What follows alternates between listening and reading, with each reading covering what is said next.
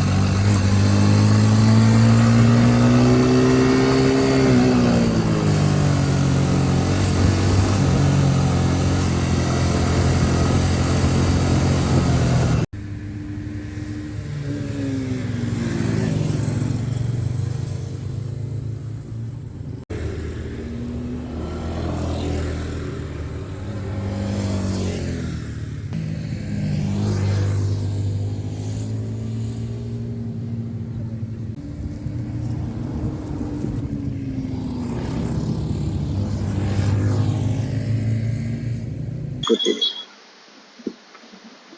Nah itu tadi ya, beberapa cuplikan video performa dari SOG AD250 ini. Seperti apa ya kalian bisa nilai sendiri, cuma kalau saya pribadi sih ini oke banget sih, udah sesuai keinginan. Untuk jalan gerunjal ya oke, buat cornering oke ya, ini sangat bagus menurut saya. Nah, kemudian apa aja yang perlu diubah? Yang perlu diubah itu sebenarnya nggak terlalu banyak. Dari asnya sendiri itu PNP ke segitiga, jadi kita mendekat aja ya. Dari asnya itu ini, nah di sini nggak ada ubahan sama sekali, nggak ada ubahan. Nah ubahan yang pertama itu ini bos-bosan arm ini itu perlu diubah, karena dari standarnya itu beda ukurannya, jadi perlu nambah bos-bosannya ini ukurannya sendiri. Tapi untuk apa namanya, as rodanya sama aja, pakai ori nggak apa-apa. Kemudian yang perlu diubah lagi adalah bracket kaliper. Bracket kaliper ini karena pakai kaliper ori GTR tapi shocknya shock ADV, terus tiringan juga masih ori GTR, jadi ya perlu bikin bracket lagi. Kemarin mau tak ganti kaliper juga, ganti bracket juga, jadi ya udahlah sementara kayak gini dulu masih oke. Terus untuk ubahan berikutnya itu selang rem. Selang rem ini kemarin sebenarnya dipindah ya, kemarin ubahnya nggak apa, sebenarnya nggak perlu di ini juga karena ini tak tinggiin, jadi perlu selang rem yang panjang. Cuma kemarin aku muter ban, jadi kan aslinya ini kaliper di kanan, terus ini di kiri. Nah sedangkan dudukan disc brake ini kan di kiri, kalau maksudnya punya sprak itu kanan, ini taruh di kiri, jadi ini cuma tak balik bannya. Kalau dilihat ya ini sebenarnya bannya arah putarnya kebalik, cuma kata tukang ban nggak apa-apa, nggak masalah mas, ya udah tak balik.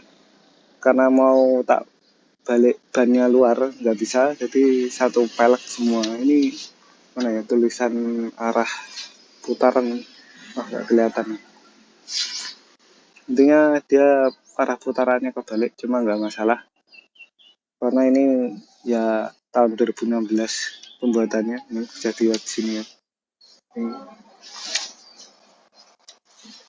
Itu bulan 29 tahun 2016, dan tahun 2016 masih tak pakai. Sebenarnya bahaya juga, cuma ya masih bagus, mau gimana lagi gitu kan. Nah sini nggak ada ubahan lagi. Terus apa aja modifan yang saya lakukan di SOG ADV ini? Yang pertama tambah peninggi, yaitu sambung suling 6 cm.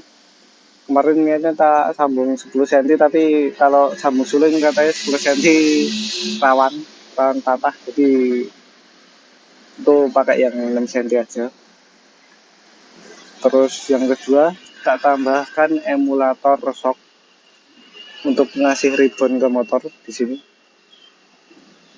Lokasinya di suling ya, ujung suling. Terus yang ketiga tambahannya itu aku pakai tuh, kelihatan nggak? Ini.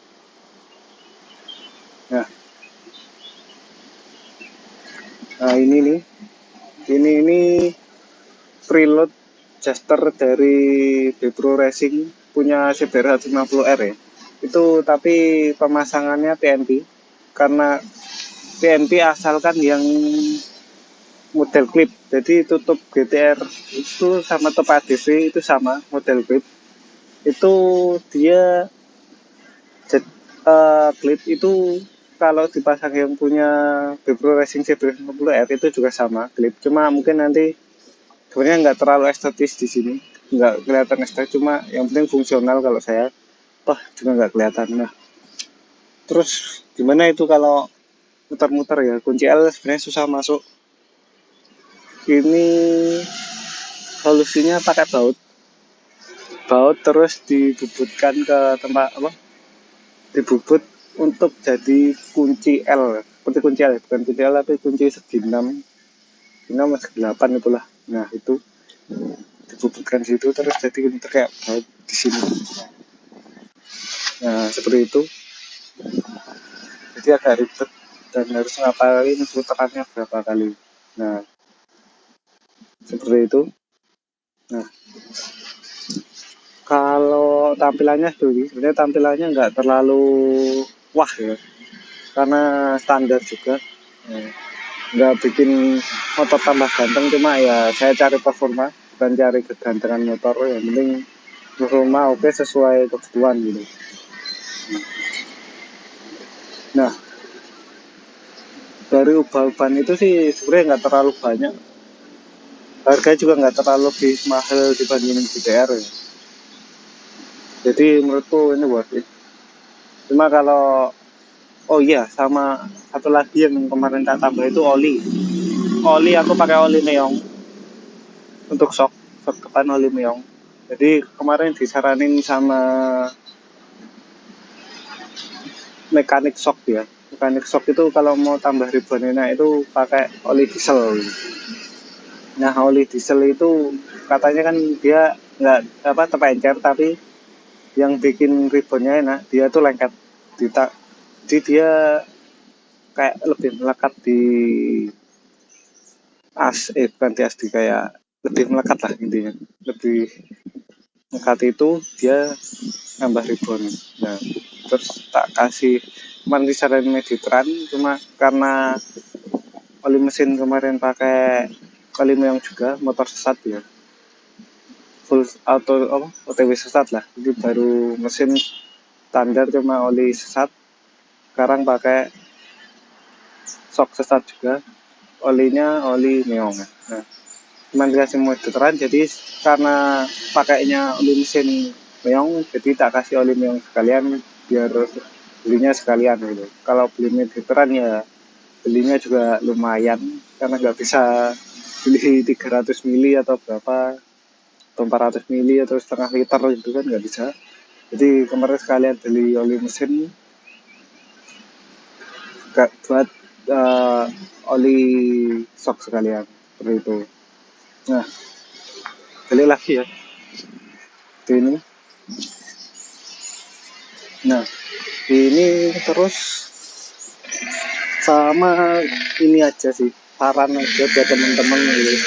Kalau misalnya mau beli shock atau ya maksudnya shock lah, shock second gitu apapun gitu, tak saranin ya kalau bisa beli baru aja lah, beli baru. Karena kemarin aku beli second ini agak mengecewakan. Mengecewakannya karena saya lewat toko online gitu. Toko online itu dia sebenarnya ngasih garansi ori gitu kan, ori copotan. Jadi second itu ori copotan, tapi dan garansi nggak bocor gitu. Ternyata pas sampai itu kan emang nggak bocor, saya tes juga nggak bocor. Pas apa namanya, saya tes nggak bocor, saya coba ya masih lumayan, nggak terlalu ini. Nah, karena sibuk kan, baru tak pasang sekitar seminggu kemudian telah beli, jadi aku udah nggak bisa komplain. Pas tak pasang itu empuk banget, jadi spakbor sempat apa bodi atas bodi depan motor tuh natap spakbor karena terlalu empuk. Ternyata pas saya cek bongkar di tukang shop itu banyak masalah. Yang pertama, oli habis. Jadi kemarin bukan nggak bocor, tapi olinya nggak ada. Terus yang kedua itu per dalamnya itu beda, kanan kiri itu beda. Yang satu pernya full utuh, yang satu itu pernya lebih pendek tapi dia diganjel pakai semacam besi. Terus bagian as itu udah baret-baret bagian bawah. Nah, karena mau tak tinggiin dan posisi awalnya pun agak bermasalah. Kemarin cuma di slap akhirnya karena di ini nggak ada underpinnya. Ujung-ujungnya saya harus beli as sepasang 2 sama per baru 2 yang akhirnya biayanya malah lebih banyak daripada beli ori baru yang sepasang gitu ya. Jadi itu buat pengalaman aja teman-teman gitu ya. Oh iya, ada satu lagi yang lupa. Sebenarnya shock Adivin kan lebih panjang ya, tabungnya lebih panjang. Cuma aslinya itu dia play cuma nambah 1 cm kalau dibanding GTR ori ya, GTR ori. Cuma ini kan bedanya itu shock shocknya itu di sini. Nah ini dia lebih bawah. Coba tak zoom lagi ya. As roda itu ada di sini. Kalau punya GTR as rodanya di sini. Nanti coba tak kasih gambar ya. Gambar ada foto lah yang perbandingan sama orinya GTR itu. Shock ori sama shock ini. Ya kurang lebih kayak gitulah. Nah seperti ini tampilannya, perbandingan shock ori GTR sama yang ini. Kelihatan sini segini. Gini.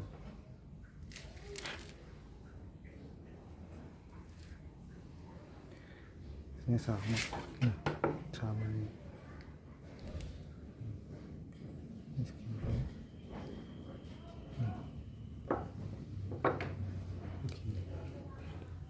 Mungkin kayak gini dulu aja ya. Nanti kurang lebihnya bisa komen-komen aja. Demikian, wassalamualaikum warahmatullahi wabarakatuh.